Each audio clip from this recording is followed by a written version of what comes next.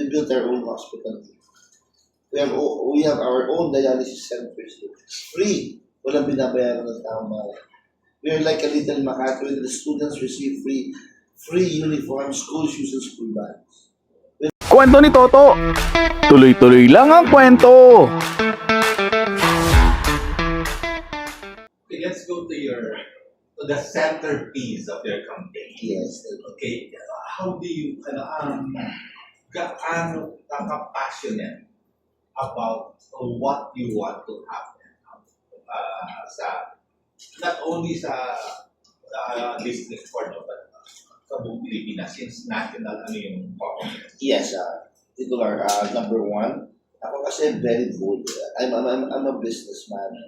I'm a very realistic. So yung foresight ko, talagang mataas yung gusto kong mangyari sa distrito. Dito sa distrito ko, I dream of, having yung mga bagay na hindi lang pinapakilamahan ng barangay. Like in Carlos Albert, ito yung tinatayo namin 225 million na gymnasium with auditorium. Oh, that's a controversial Yeah, that was a project. cultural project. But it's a very nice project. The people who lives there really appreciate it. Yung mga taga doon, hindi nag-iisip na masama. Yung mismong taga doon ang nagagalit sa mga nangyayari sa akin. Because they very well know before we started the project, alam nila yung faces na pagdadaanan. Maayos na maayos po ito. And basically, not only that, we're building gymnasium, we're building more public schools in this district. Basically, not only that, we approve the national a law. That's what that we call the anti-no permit, no exam, na pakikinabangan ng buong bansa. And since District 4 is the center of the City of Stars, Yes. do you have any plans with regards to this? Yung, kumbaga, very unique to sa District 4 yung pagiging City of Stars, yung pagiging center. Yeah. So, meron ba kayong gagawin to make it more talaga para sa mga Pilipino maging sa kanila, magkaroon sila ng awareness? Well, basically, ang magagawa lang natin is to show off what we have in this district that other districts do not have. Well, it's very basic naman dito lang, hindi naman tayo magago na para may tulad sa studio, mga walk of fame doon. Wala naman talaga tayong planong ganun. But this district is the most controversial district of all districts in Quezon City. This is a district of the former speaker sa Anibal Monte. Nandito nanggaling lahat ng mga sikat na congressman. Former Mayor Mel Matayo started from this district. Sabi ko nga, right now, we are on a different level compared to other districts. We built our own hospital. We have our own dialysis centers here. Free. Walang binabayaran ng taong bayan. We are like a little Makati where the students receive free uniforms, school shoes, and school bags. We're on a different level when it comes to public service in this district. And basically, that's how I deal when it comes to public service sa mga tao sa akin. Yung talagang tao. Tao. Thank you. Thank you. Kung you've been a youth leader and now a congressman, may I ask, what are your plans for the youth, particularly for the employment or skill development? Are there any But pipelines? basically, being the vice chairman of the Commission on Higher Education in Congress, we have around 5,000 scholars in our district. But we're starting from scratch because during the previous administration, talagang wala kang inamutan na programa sa estudyante. So right now, what we're doing, one step at a time. Lahat ng mga estudyante dito sa ating distrito, libre po ang bagong employment sa campus. After we do that, na-normalize natin yun, then we have to sponsor scholars. Scholars so that the well-deserving students will get free education in our district. So, unti-unti po natin.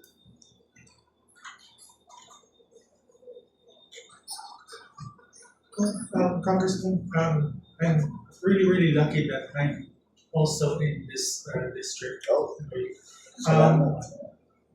I've had the notion that sometimes when politicians want to get known in our district, sometimes we just hear about them during election time.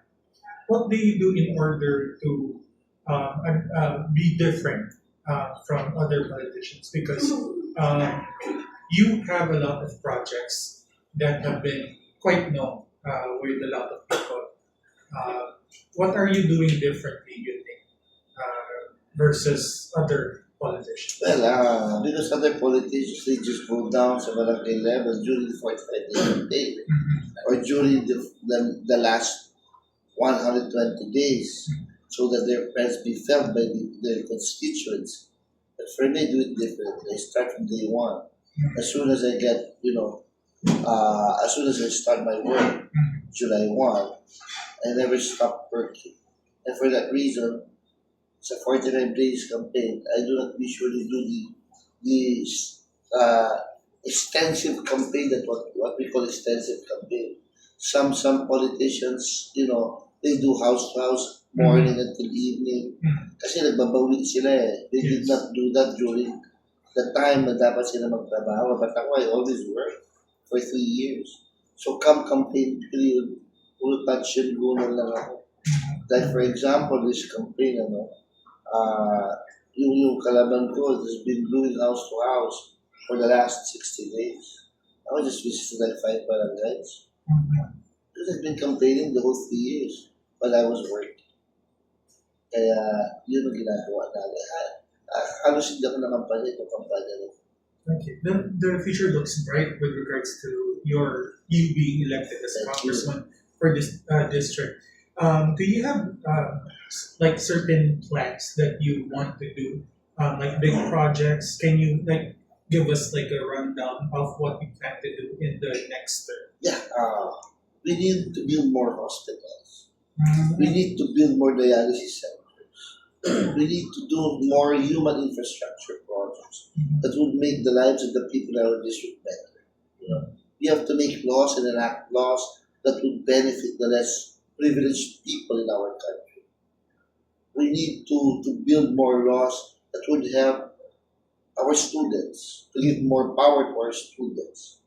We need to help the society go back sa ating normal na buhay. So we have a lot of things to do more. With regards to building hospitals, sir, where do you plan to like put up one? We built a mini hospital along Eagle Rodriguez in our building, second and third floor now. It's an ambulatory care clinic wherein you get free of charge checkups, X-ray, 2D echo, ultrasound, blood tests, minor surgeries, and at the same time the people for this receive free medicines because we put up our own pharmacy all free of charge. Where is this, sir? It's along E. Rodriguez. It's MC Rillo building in front of Christ the Church. Former Viva Hall. Former Viva. Yeah. It's our building that we rented, that Viva rented It's before. pretty nice to know. Yeah. I live also in the area, sir, in Barangay Kamanila. But it's very near. But I didn't know about that. That Yeah, they maybe- provide medical. Yeah, that's the reason why we're really trying to get pre-elected because the people must, must know that we have these projects. And also free medicine. Free meds, free everything. The limited setup, we have pharmacy. As long as you have a blue card, kukunin mo na sa district office mo. Automatic, you get everything for free. Thank you so much, Yeah. sir. Congressman, I have a question. I'm also from District 4, so my question Tayo is, sa kanito. sa may near GMA. Ito na. Yes. So my question po, what message you want to convey for those still undecided? So since malapit na yung election, and bakit sa tingin nyo kailangan si Congressman rin yon sa... Yeah, that's a very good question. Well, for me, I'm here to convince the people who are not decided on who to vote for or not. Number one, track record.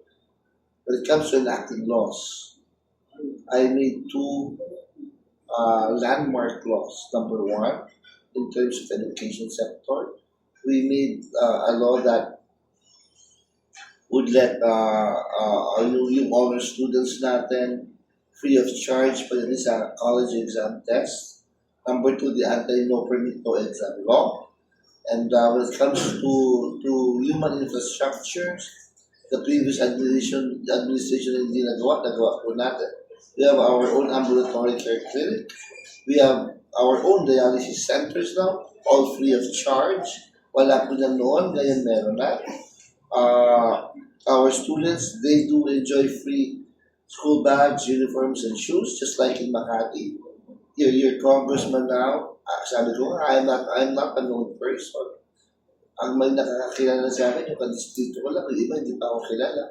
But if they go out of my district, they do not know me at all. What more sa ibang lugar? I was voted as the number 1 congressman in the whole of NCR and number 3 sa buong Pilipinas because of my hard work. So I speak, when I speak to people, speak sa track record, what I have done, what difference I have done in our district, and I would like to tell the people that I would intend to continue whatever I started. And for that, I would ask the support of our constituency to give me a second chance to be of service again to the Filipino people. Thank you. Time already that your constituents know kung saan tayo nagagawa na hindi alam ng mga tao. Yes. Like ako, dito ako, District 4, Scout. Pero hindi ko alam na may mga ganyan, merong free uniforms, Yes. hindi ko alam yung na merong ambulatory clinic, hindi ko alam yung tungkol dun sa mini hospital and dito sa Iron. I think that it's time. At at maganda na mismong sa inyo malaman ng mga constituents yung mga yung mga nagawa mo, yung mga gagawin mo. Yes. Well, thank you, Titular. At least I was given the chance to explain my programs and projects. At I hope the people na tatangkilikin ng tao. Ito po yung first time na nangyari. Actually, iba pa dito, hindi pa nasabi. Sa aming distrito, lahat ng tao, basta ikaw ay may hypertension or diabetes, libre pong gamot sa amin, dinideliver na aming tanggapan sa bahay-bahay mismo ng tao. Yes, nakikita ko yan. Yung parang service na nag-iikot Yeah. per barangays. Mag-a-apply ka lang sa opisina mo wala ka, but right now, we are attending to close to 30,000 people, families, who receive free medicine. So kailangan lang nila is To go to my office, give their address and their medicine, and it will be delivered to their residence for 2 weeks. After 2 weeks, Ganda. plus, we have our own guarantee letters. Alam nyo, if you get to check our constituents now, yung mga constituents natin na na may mga bypass operation, chemotherapy, halos wala nang binabayaran, just give them guarantee letters. Kasi operasyon, kalahating milyon, 1 milyon, sinasagot na po natin. District 4 lang po talaga yun. Opo, kasi sila But you know, Yes. Welcome po kayo. Pero district pa lang But sir, po, okay. somewhat the kasi elections na sa Monday. And sa Monday, after you win, by God's grace, I hope I ano ang mga plano mo pagkatapos mong manalo? just to work, work lang. Ipagpatuloy ko rin na simulan ko, plus add more. All work lang for the next 3 years again. Alam mo yung tao talaga, ako naniniwala ko, yung tao, mahal ako. Mahal ako ng tao sa distrito namin. In spite of everything na pinagdaanan, this very controversial campaign that I've been through, still I maintain my strength because the people of our district believe in me. Kung wala akong ginawa, sigurado talo ako. It's a good thing. Marami akong ginawa at alam ng tao yung track record. But wala akong record whatsoever. Kaya pala dinapat ko po, dami ko. Okay. Pero kung paano naka-apekto sa inyo yung controversy sa tsaka sa inyong pamilya? Well, syempre mabigat din. But you know, when you know that it is not true, you will just continue. But you know, ang sinasabi ko, mahirap yung public perception. Yung public perception. It's a good thing that DCRH interviewed me last Thursday and I was able to explain my side. Because, alam mo, yung kalaban ko, talagang they invested more on social media. Ang mahirap dito when the anchors were trying to put me down and pull me down and talk bad things about me, there was no statement for fair news. We would like to invite Marvin Rio to air his side. Walang ganun eh. Talagang banat kagad. Ganito yan, masama yan, ganito, ginawa yan, period. It's a good thing. Meron isang magaling na DCRH report na si Kaka. Na nagsalita ko na binanatan ako. Pero for fair journalism, we would like to invite Congressman Rio to air his side. That's the only way na nakapaliwanag ako after months of throwing stones at me. Doon lang ako nakapagpaliwanag ng Thursday. Kasi wala pa doon din vlogger na Berna. Ang pinagmamalaki niya is, ini-invite daw ko kayo niya para ma-air yung side niyo. Yun lang yung lagi ko napapanood at dati. Alam niyo, kaya niya ako ini-invite para magkaroon siya ng material. Kasi doon siya binabayaran. Pag sinagot ko siya, magkakaroon siya ng material. Maghahanap na naman Ang siya ng... taong ayaw tumanggap ng paliwanag kahit kailan, hindi ka pakikinggan. Pero kilala po siya. Hindi ko siya kilala.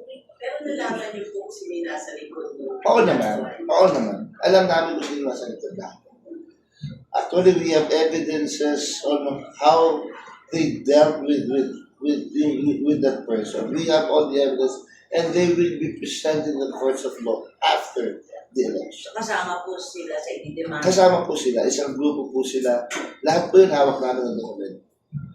Bakit hindi ka nag-endurance? Nagpa-interview din sa ibang influencer para i-clear naman yung side. Because if we do that, papalaki natin yung issue. Ay, hindi naman totoo yung issue. Yun ang gusto nila. Kaya, pumatol ako. She was asking for a debate. Ba't naman pag-debate? Hindi naman siya kanila. Diba? Kaya gusto niya na material din, mas babayaran siya dun. Pagkaroon siya ng material, sabihin na kagad siya ko, pumatol. Ito dagdag bayad ko. Diba? Kita mo, nanahimik siya. Kung hindi ko pinatulad, mahimik ako. Tapos in-explain yung side ko sa ibang venue. Nanahimik siya. Does it sometimes bother you that most of your detractors sometimes are also your personal friends, or you know them personally? Yeah, most of my detractors were once my close friends. Yes. Most of them started working. Yung, They all started politics in my office. Yeah. kasi lalo na sir kung yung alam niyo, parang ang liit-liit lang din ng mundo ng politika sa Quezon City, lalo na sa District 4. And these people were some of the people that you once worked with. Well, most of them, they worked under my office. They learned from me. And they thought that they would be better than me. Do you feel that's crazy? Well, no. It's part of politics, you know. In politics, there are no permanent friends. There are no permanent enemies, but one permanent influence. That's how politics go in our country. So, sa District 4 din po ako. May disclaimer ako. Di ba lang? Ang disclaimer ko, 15 years na ako dito sa District 4. First time ko lang makakita ng politiko na district. Ayos. So, and to be honest, I'm quite dismayed sa idea na parang feeling ko, parang ang mga middle class, they are the ones who are getting neglected by the politicians. When in fact, kami naman ang nagbabayad sa inyo. Kasi amin yung taxes eh. So like me, for example, living in a condo, hindi ko talaga nararamdaman na may mga politicians palang nagmamanage. And I was quite surprised that yun na nga yung may free medicine. Because 3K ang dinagastos ko kada buwan sa You could get it sa mga for free. maintenance. Sabi ko, You could get it oh for my free God. sa akin. Hindi, pero paano? Yes, now I'm happy na I get to know Yeah. that. Pero I think there's a Disconnect. problem in terms of letting all the residents Yeah. know na there is, di ba? I could have saved a lot. Ang dami ko lang lalaki. Di ba? 3K kada buwan, di ba? And I've been doing that for like 5 years. Parang ano kaya yung feeling nung kailangan maayos? And then kasi, ano yun, kailangan kasi mapunta yung credit din sa inyo eh. Di ba? For doing that. Yet, hindi nakikredit kasi hindi naman namin alam. Di ba? Ano kayong pwede natin pang gawin with regards to that? More of these kind of gatherings, just to inform the middle class. Because there's no way that we could reach out our middle class by doing what we're presently doing right now. Our middle class, they all work 8 to 5. So before they get home, it's already night time. Then we start to rest the night at night. The next day, you start working in our district. So this is the best way, social media talaga, to reach out our middle class. And of course, follow my page, Congressman Marvin Rio, to see what services we offer. Sayang In talaga. fairness, yung ginawa ko yung vlogger, kasi nga nung napasadahan ko sa Facebook, sobra yung ano niya sa inyo. So, naging curious ako. Sino ba ito si Congressman Leader at dinala yung pagbalag niya? So, in one way or the other, parang nakatulong din siya oo na para malaman ko kung sino nga po kanino. Salamat because yun naman ang maganda sa atin. Wala naman tayo masamang ginawa sa distrito natin. For the longest time, I was elected as the regular top-notch councilor in our district. Diba? I won against the incumbent congressman. I was not even in the position when I won. It just shows that the people love me in our district. And basically, the people here, they don't believe the accusations thrown against them. Mas priority na yata is medicine and That's very true. education. That's very true because ang dream ko sa ating district maging parang Amerika tayo. Sa Amerika, punta ka, libre ang lahat. Diba? Pag sa Amerika, nanganak ka, libre sa nanganak. May pabaon pa mga pampers, gatas, lahat kompleto. Balak nyo rin yan. Ganun talaga yung healthcare. We have to fix our healthcare system in our country. That's my number one priority if I get re-elected. Pero na national level. Sir, meron na kayong project o yung mga punta doon, kuryente, and sa tubig. Yeah. Dito, kasi yun naman ang project ko naman yun sa mga depressed area, sa ating mga informal sectors. Kasi if I do my rounds sa depressed area, kayo natin, the middle class, of course you enjoy the privilege of having your own electricity, having your own water system.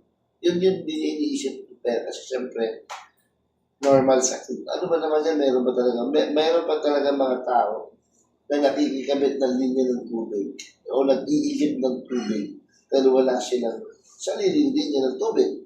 Walang kakayanan, dulot ng kahirapan na magpakabit ng sariling linya ng tubig. Alam niyo ang dami administration sa ating distrito, kulang 10,000 pamilya ang pinakabitan ko na ng libreng linya ng tubig. Dami. Alam niyo, kung nangangampanya ako, naglalakad ako. Ang sinasagot sa akin ng tao, salamat po, salamat. Salamat, nakita niyo din yung tubig. Congressman sa inyo, salamat. Pero daw sila makakuha. Kaya hindi ako nahirapan mga palit. Ayusin na to. Meron, oo. Marami. Saan dito sa district? Marami po. Pumunta ka ng barangay Old Capital Site. Pumunta ka ng barangay Tatalon. Yan, this area. Yan. Pumunta ka ng barangay Portocan. Ang dami pang, alam niyo, having your own water meter is not a privilege. It's everyone's right. And if you cannot do anything about it, it basically says it, the government must do something. Hindi naman kasalanan ng tao na maging mahirap sila. Sir, what would you like people in the 4th district to know? Basically, this is like the last day of campaigning. Yeah. What would you like them to know? Well, I want them to know that someone will stand by their problems. Alam nyo, dito, your congressman is a very, very principled person. I'm very proud that I voted for the impeachment against our vice president. Not because I believe that she is guilty, no. I believe that the Filipino people deserves an explanation coming from the vice president. That's it. And it's up to the court, it's up to our jury to decide whether she's guilty or not. Diba? Let's not deprive the Filipino people of that knowledge. That's it. Kung may last question na lang po ako. On the other side naman, how do you have regular town hall meetings or consultation with residents, and how do you ensure that community voices are heard and included in your decision? Yes, we do have our own consultations every year. Lahat ng homeowners dito, I invite them for lunch once a year. We do consultations what projects we should do. Because ako naniniwala akong public service must be equal. Even though you belong to the CD or the AB class, dapat may servisyo na sila. Sa CD, may programa na ako. Sa AB talaga mahirap. That's why I reach out to them. Through once a year, get together lunch.